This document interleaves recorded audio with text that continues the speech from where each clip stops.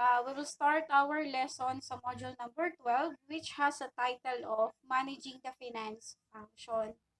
So the objective in studying about managing the finance function are to explain the basic principles of financial management, to explain why raising capital for a new venture is a challenge for entrepreneurs, and to define debt and equity financing and explain how they differ, to describe the different sources of capital for entrepreneurial ventures, and to explain why direct and indirect social ties are important when raising money for external investors. So as an overview, the two dimensions of finance functions of a company consist of acquisitions of funds and optimal use of funds. So thus, we can define financial management as a dimension for management or dimension of management that pertains to acquisition, financing, and management of monetary assets to achieve certain organizational objectives. And this task can be achieved by using principles of social financial management. So from the overview, sinasabi dito na there are two dimensions when it comes on finance functions ng isang company. Ito ay nagko-consist ng optimal use of funds at saka ng acquisition use of funds, no? So, yung financial management is can be defined as the dimension of management that is pertain to acquisition, no? This acquisition acquired the financing and management of monetary assets. At the same time, meron siyang tinatawag na organizational objectives. So, there are 10 guides of principles or 10 guide principles of financial management. So, alamin natin yung 10 guides, 10 guiding principles of financial management. Principle 1, an investment project with higher return may also have higher risk. No? Sinasabi dun sa principle 1, sa 10 guiding principles of financial management, na there are certain investment kapag mas malaki yung mas malaki yung in return mo, mas malaki din yung risk. When you invest, kaya nga yung mga investors na yan, the entrepreneur, they are risk takers no? They are willing to come up with an investment, no?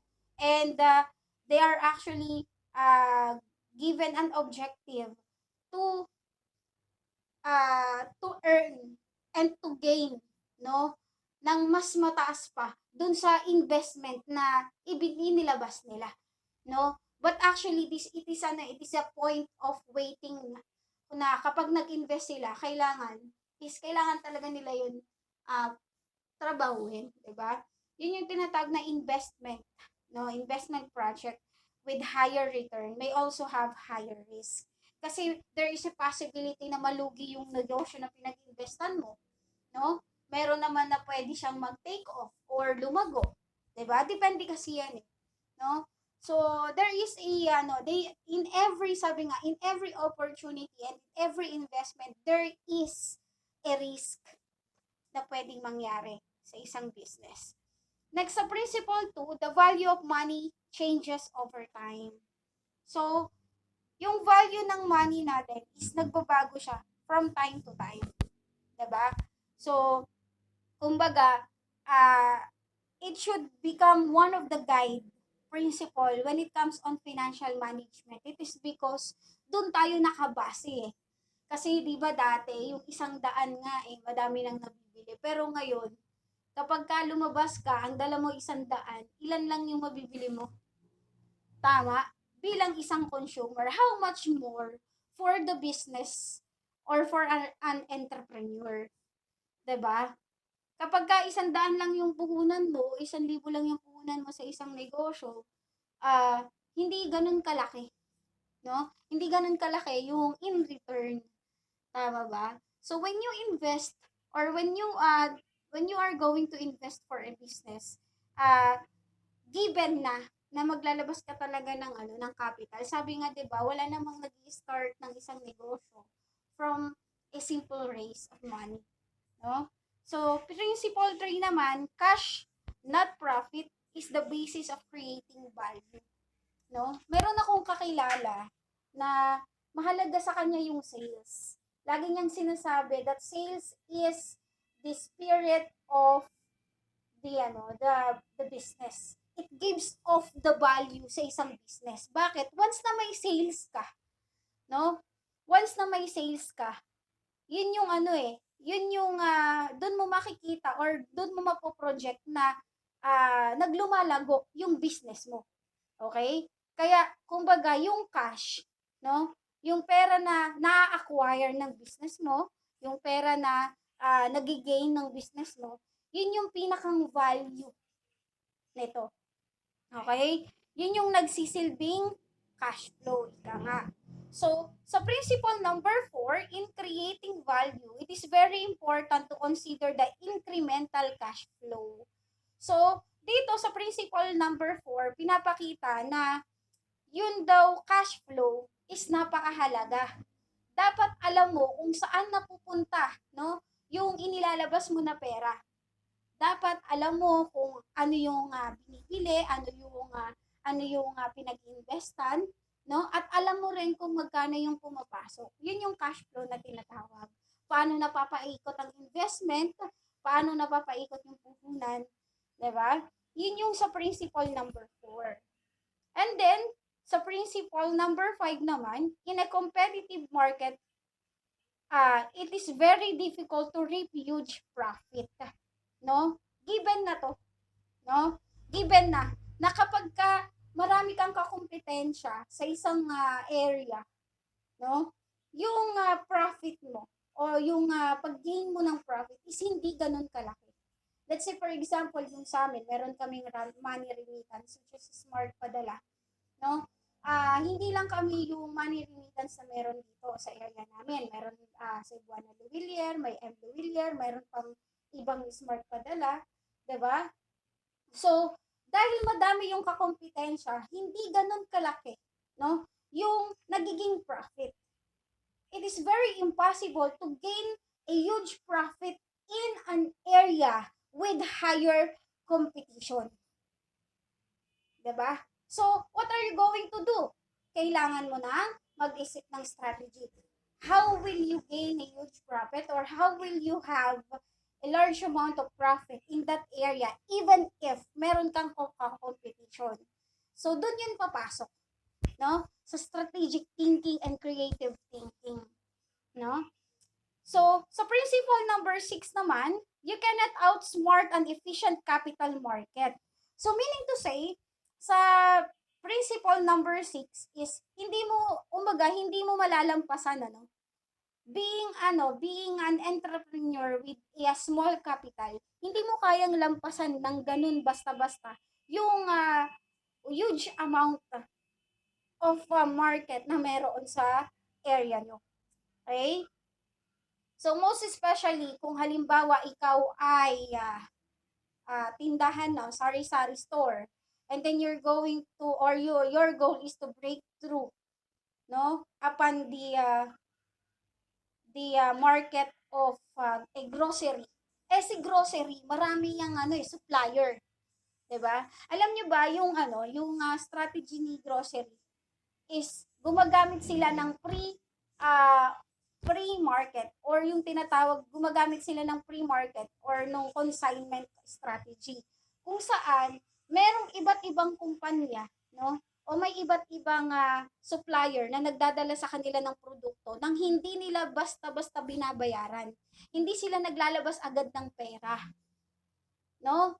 So kapag naubos na nila, no? At marami na silang nabenta doon sa produkto na dinala sa kanila ng supplier, saka pa lang nila 'to babayaran. Tapos kukuha sila ulit ng product. Unlike sa tindahan o sa sari-sari store, si yung may-ari ng sari-sari store is naglalabas agad siya ng puhunan, no? Pag wala siyang puhunan, wala siyang paninda. 'Di ba? Yun yung malaking pagkakaiba, no, ng market ni grocery kay sari-sari store. Kasi si grocery is gumagamit ng consignment strategy while si sari-sari store is gumagamit ng own capital. Okay? So, next. Nawala. Next is the principle number 7, creating value for firm is tempered by agency problem. So, dito naman, sa creating value for firm is tempered by agency problem, ito naman yung sa mga malalaking kumpanya. Okay? So, gumagamit sila ng human resource para makakuha sila ng mga tao, no? In order for them to have a leverage para magtrabaho sa kanila. So, yun ay problema na ng mga agency na kinukunan nila ng tao. Okay? Then, principle number 8, taxes may influence business decisions. When we say taxes may influence business decisions, dito pumapasok yung gaano kalaki yung kinikita mo at gaano kalaki yung nababawas na tax mo every month or every year. Kasi meron tayong ways of paying the taxes, no? Meron tayong quarterly, meron din tayong annually. When we say quarterly, ito ay dito pumapasok yung every 4 months magbabayad ka ng tax, or annually naman is every year. Okay? So, minsan doon pumapasok yung, o nakaka-impluwensya to when it comes on making decisions. 'Di ba? Kasi magkano na ba yung tax natin ngayon is sa isang business? Umaabot na siya ng 12%. No? So, kapag kumita ka ng around 5,000 in a month, kailangan magbabawas ka ng 12% from that 5,000 na income mo. No? So, minsan nakaka-impluwensya sa business decisions. Next one, principle number 9, not all risks are created equally. No? Sabi nga, no, hindi lahat ng risk is equal o pare-pareho. Diba? There are some risks na madali nating ma-resolve when we are starting a business. Meron namang risk na talagang i-put down ka, no? Hanggang sa mapagdesisyonan mo na bitawan yung business mo. Kasi bakit? Kasi sometimes lack of capital, lack of human resource, 'di ba? Sometimes lack of knowledge regarding the business. Minsan yun yung mga risk eh. Then minsan karamihan pa is yung anong tawag dito, nalulugi, 'di ba? Dahil hindi na mabenta ang produkto, 'di ba? So yun yung mga risk. Sumunod naman, principle number 10, in creating value for the firm, the financial managers must be ethical in their actions and decisions. So dito pumapasok yung when you're going to create a value for your firm, yung financial management, kailangan is ethical siya when it comes on their actions and decisions. Kasi sila yung nagmamanage eh. 'Di ba? Most especially you, halimbawa, wag na tayong lumayo, ikaw, no? Pag ikaw yung nagmamanage ng finance ng ng business mo, is you have to take a responsibility when it comes on managing your business. Most especially, it's financial management. Kapag pag kumita ng ganito, saan mo siya dadalhin, no? Paikutin mo siya, tapos magkano yung percentage na babawasin mo for you to have your savings, magkano yung percentage na babawasin mo for you to raise for another capital, and how much percentage are you going to less para naman sa owner's pay. Okay. So, those are the 10 guiding principles of financial management.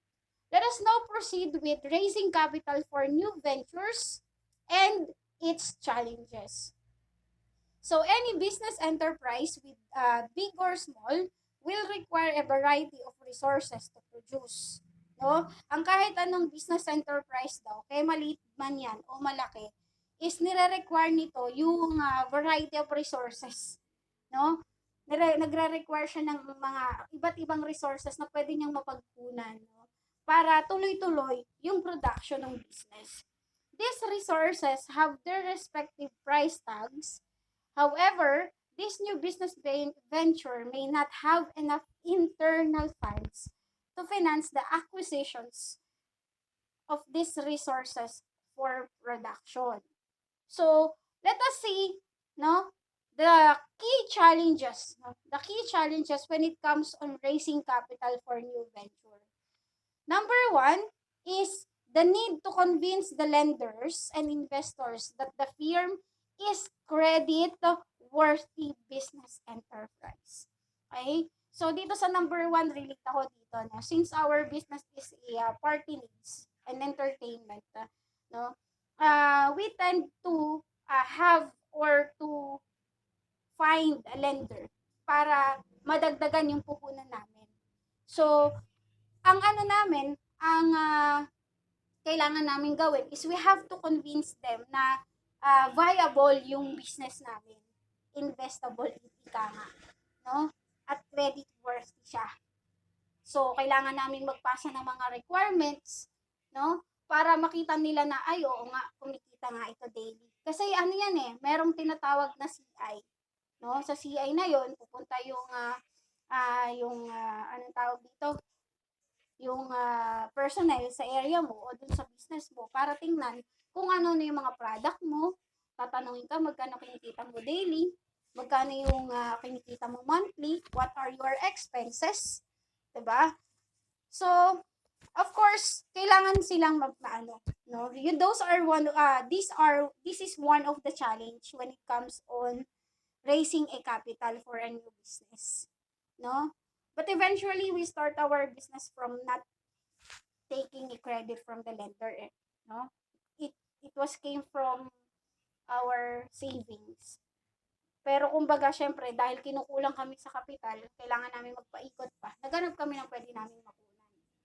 No? Ganun yung ginawa namin. So, number two, challenge is in mobilizing funds, a business venture should recognize the perspective and interest of lenders and investors. No? So, when it comes on mobilizing funds for the business, kailangan na ma-recognize natin ano ba yung perspective interest ni lender, no? Para pautangin ka. No? Ano ba yung tinitingnan nila para pautangin ka? Is your business viable for them? Diba? Most especially the investor. Kasi si investor maglalabas ng pera yan. Diba? Hindi yun utang but investment. No? You have to convince the investor, no? Na kapag naglabas ba siya ng pera or nag-invest siya ng pera sa business mo is makakasigurado ba siya, no? Nababalik 100% or more than that investment, no? Yung pera niya. Okay? Number 3 challenge is the need to understand the alternative venues for financial intermediation. So, dito pumapasok yung iba't ibang klase ng paraan, ano? Iba't ibang paraan kung paano ka makapag-raise ng fund. Let's say, for example, is the crowdfunding. No? This crowdfunding uses social media as a venue for raising funds for the new business venture. Ito yung gagamit ka talaga ng ano. Kasi nasa social media na ang mga tao eh. Most of the Filipino people, no, dito na lang sa bansa natin, uses social media, no? And doon na rin sila gumukuha o doon na rin sila nagiging resources na rin nila ito, no, para makakuha sila ng mga pangangailangan nila. So, ang isang business owner is he or she has to use the crowdfunding. Okay? Maybe by donation, no? The crowd puts money to support a worthwhile program. Diba? Letter B is the reward base or crowd puts money into a company in exchange for a product service. And then letter C is the credit base. Crowd extends loans for firm with expectations of being repaid in the future. Okay.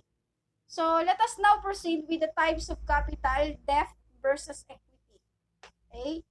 So as implied in our previous discussion, the usual sources of external financing of firms are creditors and investors. So, from our past lesson, nabanggit nga natin that yung usual resources nung ating external financing is nanggagaling sa creditors at saka kay investors. So, a large proportion of transactions of commercial banks deal with extensions of loans to business venture, mainly use as working capital, and acquisitions of capital equipment. So on the other hand, the large firms that would like to expand their physical plant and other strategic projects may resort to the capital market through the issuance of bonds in the bond market and equities in the stock market. Yan.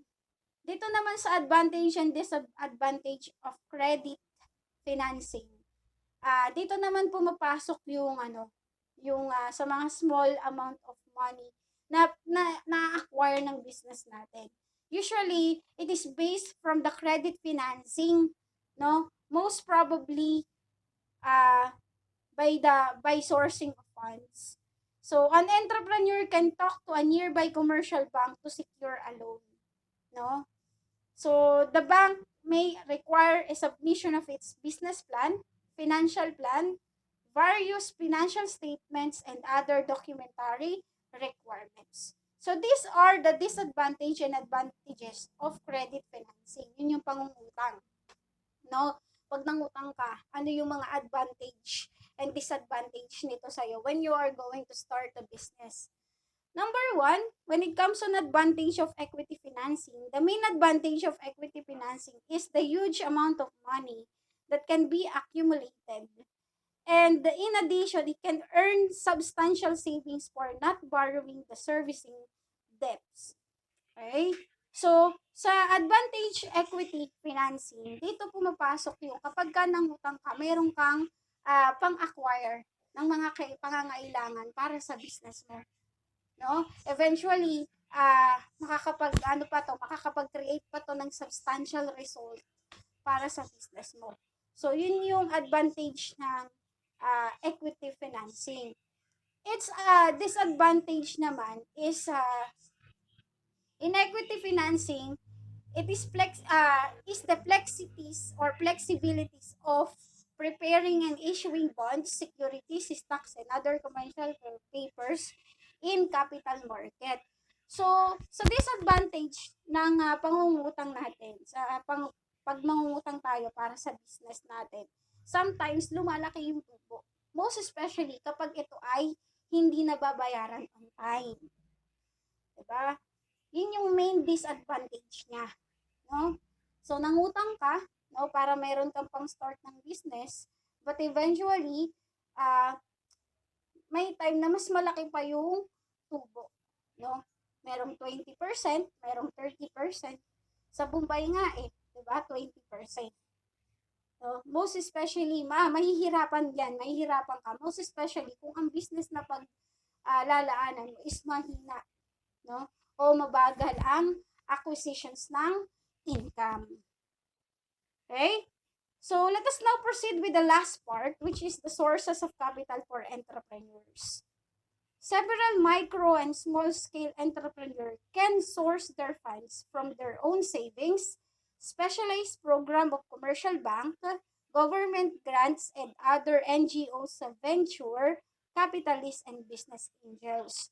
So, from the resources of capital for entrepreneurs, maaari daw tayong makakuha ng pangsimula ng ating negosyo, no? Either sa savings natin, no? Sa mga programs ng mga commercial banks, na pwede kang makapag-loan, no? Sa mga government grants, then sa iba pang NGO venture, no? Na nagbibigay ng capital, no? Para sa mga business. Then, yung mga business angels na tinatawag, it is another term for investors. No? Other term for investor yon, yung business angels. Pag nakita nila na investable yung business mo, no? Sila na mismo yung mag-o-offer sa'yo para come up ng capital. Okay?